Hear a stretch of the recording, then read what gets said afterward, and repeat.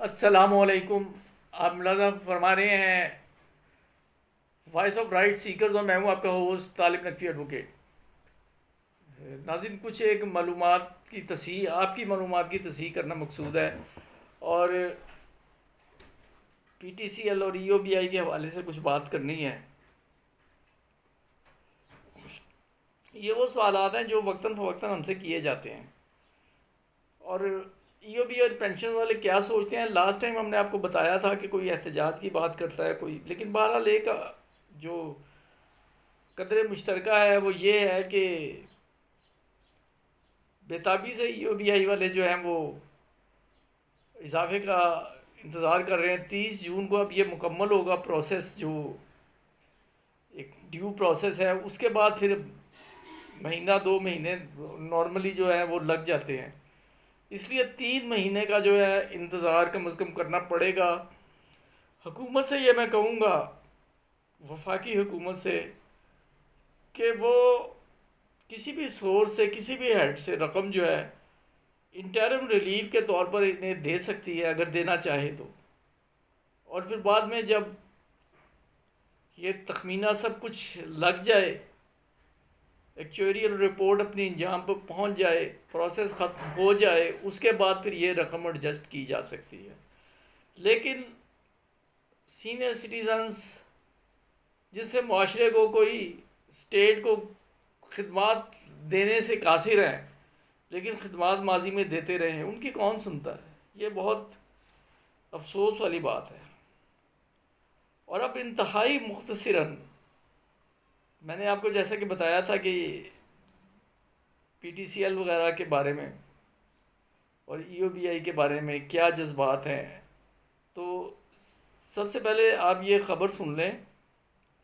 یہ پٹیشنر ہیں P T C L کے، یہ کہتے ہیں کہ امید ہے کہ آپ خیریت سے ہوں گے۔ گروپ کے ساتھیوں کو مطلع کیا جاتا ہے کہ سپریم کورٹ نے وی ایس ایس کے جو کیسز اسلام آباد ہائی کورٹ کو واپس کیے ہیں، کل بروز پیر جسٹس محسن اختر کیانی کی بینچ نمبر 2 میں ان کی سماعت ہے۔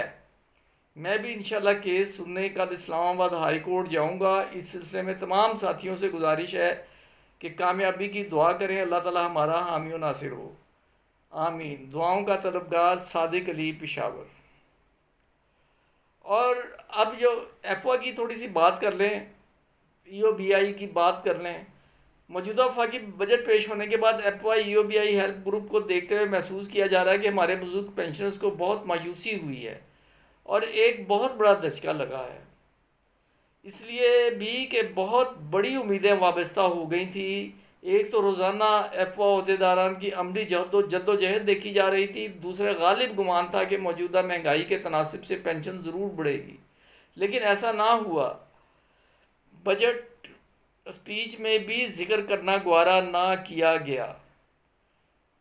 طفیل احمد محمد صاحب جو ڈسٹرکٹ ٹنڈو یار سندھ سے ہیں، میں بس مختصر اب ان کی جو بات میں سے یہ میں نے اقتباس لے لیا ہے، لیکن میں حکومت وقت سے یہ کہنا چاہتا ہوں کہ آپ نے بہت اچھا کیا کہ ہماری جو پاک فوج کی جو تنخواہیں اور الاؤنسز ہیں اس کے بارے میں دیگر سیکیورٹی اداروں کے ملازمین و افسران کے مساوی اسے کیا گیا۔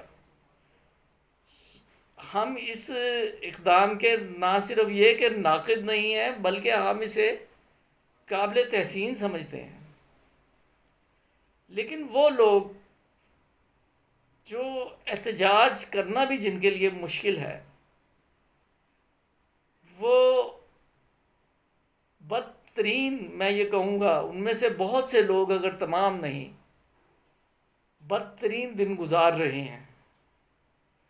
غربت کی ایسی ایسی مثالیں موجود ہیں جو بتائی نہیں جا سکتی۔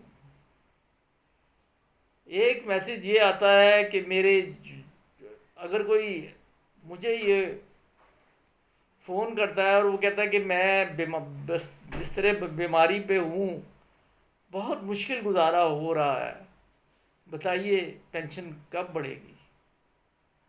میں یہ سوچتا ہوں کہ کاش یہ میرے بس میں ہوتا۔ تو حکومت وقت سے یہ کہوں گا کہ جو آپ کاسمیٹک ارینج کر رہے ہیں، جو نظر آ رہا ہے غربا کی مدد کے حوالے سے، اس میں یہ ہے کہ جو حق جو ہے ایک فنانشل حق ہے، اس میں خدا کے لیے تاخیر نہ کیجیے۔ اور یہاں میں نیشنل بینک آف پاکستان کی انتظامیہ کو بھی کہوں گا کہ خدا کے لیے ضروری نہیں کہ توہین عدالت کے بعد ہی آپ حقدار کو اس کا حق دیں۔ کرو مہربانی تو محل زمیں پر، خدا مہرباں ہوگا عرش بری پر۔ ناظرین اگر سبسکرائب نہیں کیا، سبسکرائب کر کے بیل آئیکن کو کلک کریں۔ Thanks for watching.